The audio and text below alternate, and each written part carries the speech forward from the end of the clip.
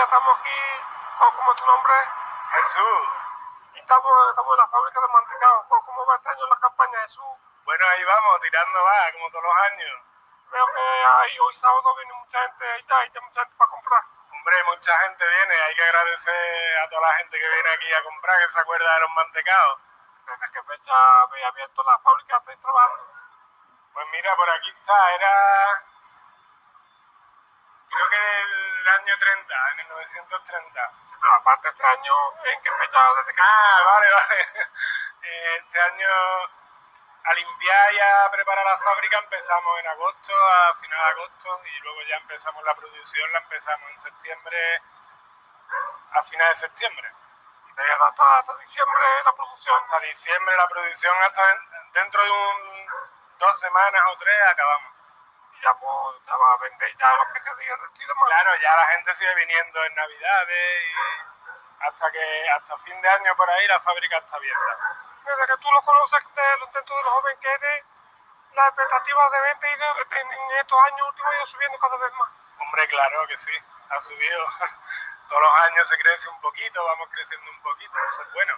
¿Y estáis exportando a países de fuera o por aquí es donde? No, de momento exportación nada, eso para las fábricas industriales, nosotros proceso artesanal.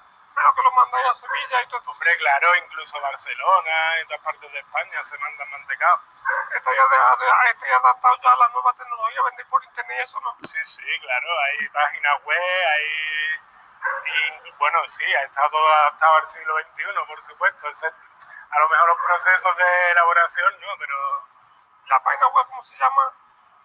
No sabes.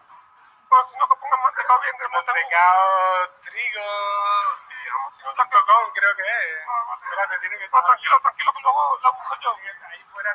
La busco yo y la doy, y cuando vaya a darle la introducción se la doy.